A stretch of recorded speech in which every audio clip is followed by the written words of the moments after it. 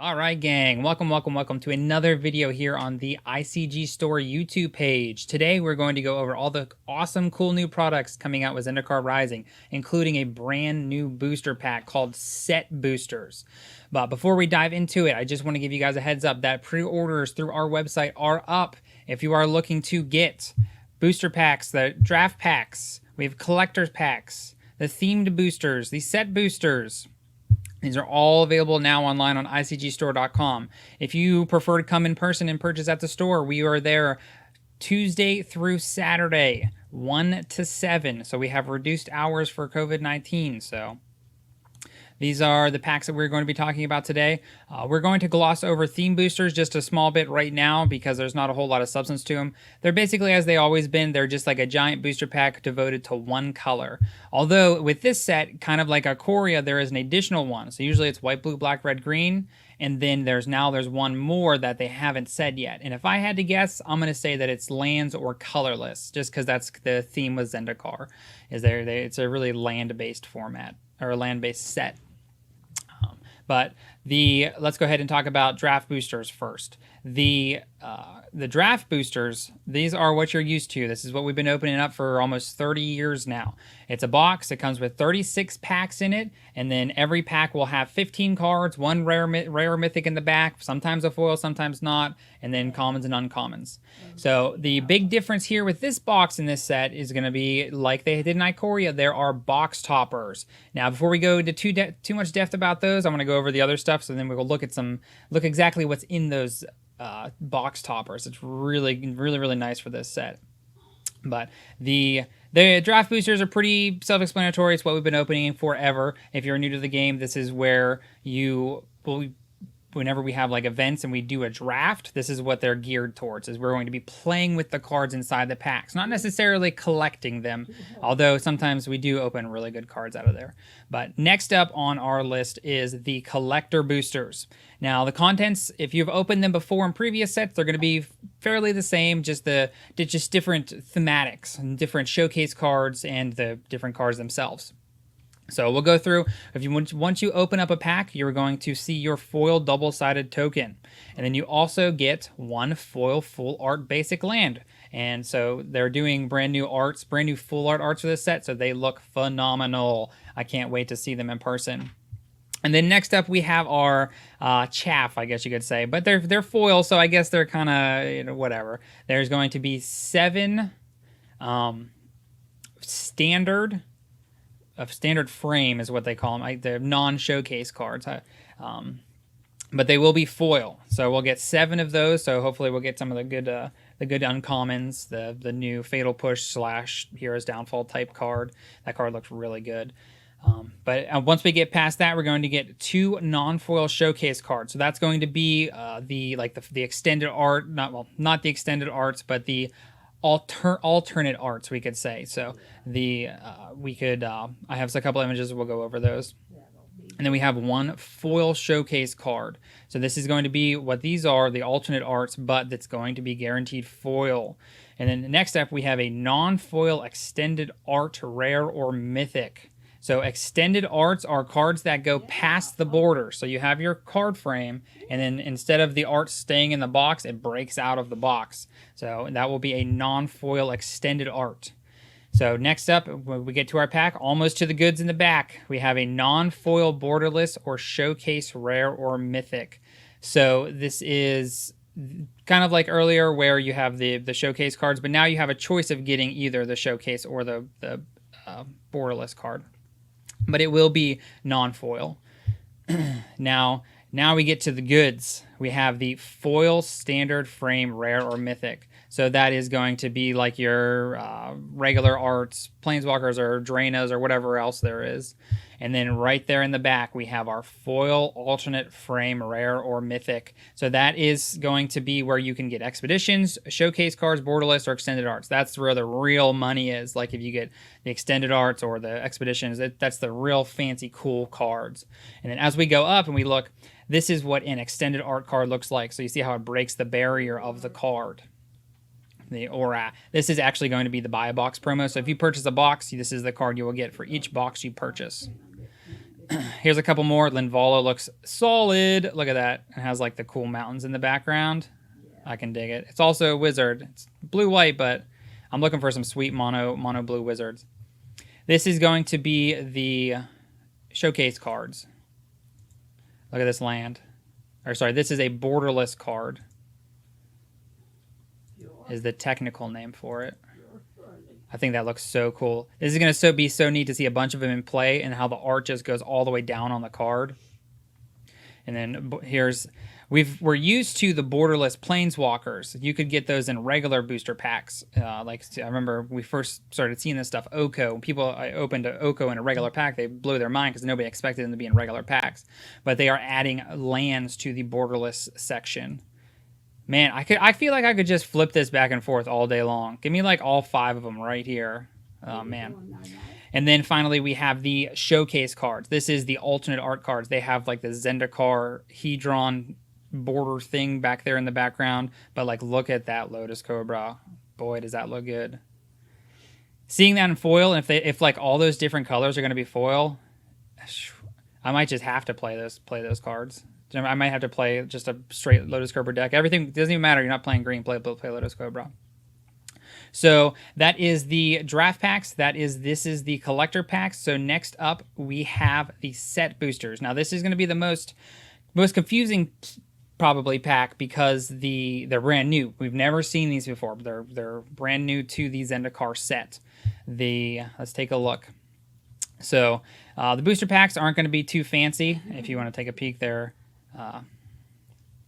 Over here. So I guess they do, I don't know, that's kind of cooler than the regular draft pack art. What do you mean? That's kind of cool. But, so if we go back to the packs. Now, their goal in these booster packs is to provide you with an experience as you open the pack. So when we open a draft pack, we open it, we go, after we've opened the set a bunch of times, we go right to the whatever, we go, is this money, is this not money? And then we throw it out.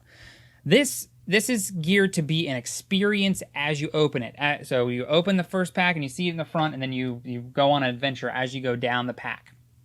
I'm interested to see how that feels because, for 30 years, I've been just ripping cards apart and throwing them in the trash, or not, throwing them on the table, not caring. But I'm interested to see if they can really pull out the experience of opening a pack and going through the history of Zendikar. So first off is when you first open the pack, you're going to see a art card. Now these were first debuted in Modern Horizons. There was a bunch of them. They're kind of neat. They have like a blown up image of the art itself, so you can see more detail. It's very, very neat. The thing, I've been preaching this since Modern Horizons came out. They should have had artists sign it. So what I did instead is that I have a book full of all of them from Modern Horizons, and every time I go to an event, which hasn't been in a long time, I'll get the artists that if there's a card that they did, I'll have them sign it in the back on the big white section. So that way I have their signature and it matches their card. So it's, I don't know, just a little something added on for collecting that I do. But they read my mind and they took my advice. I think it is a 5% chance that whenever you rip one of those art cards, it will have a gold stamped signature of whoever the artist is. So I think that's a really sweet, awesome idea. I do wish that it was actually signed by the artist, but I mean, when you're selling bajillions and bajillions of packs, like you can't really do that. So next up in the pack is the land slot. So this is going to be your full art basic. There could be other different kinds of lands in there. The double-faced card, the modal DFCs. But it looks like 15% of the time the land slot will be foil. So you have, you could get those full art foils in here, or otherwise you could get I forget the names of the flip lands. And then, so next up, past that, we hit kind of like the chaff again, kind of like in the collector's packs. 3, 4, 5, 6, 7, and 8 will be the commons and uncommons. So they're going to try and group them together as like cards that are relevant. So we'll see a bunch of wizards, we'll see maybe a bunch of core, or a pile of lands. It's not really to be seen yet what exactly is going on, but we'll see a pile of commons and uncommons that are related somehow.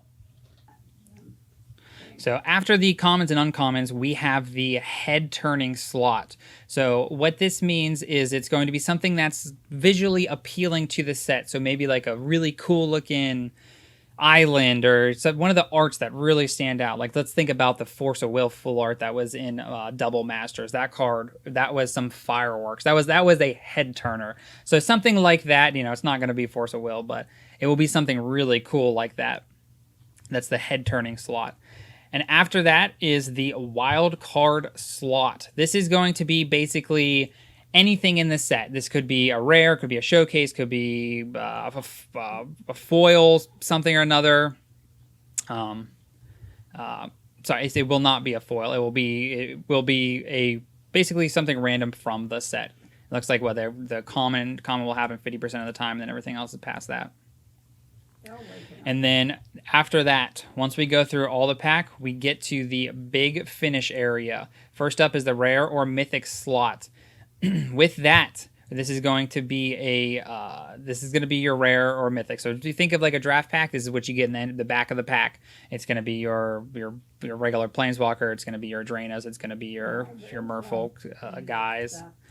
It'll be just regular old rare. And it's also important to note here that they upped the rarity upped the chances of getting mythics by 0.6%. It was 8. And actually that's the second time they've updated it in like the past couple of years. They upgraded it in Core Set 2020, I believe, is when they upped it from something. I don't remember the original number, but it was more than 1 and 8.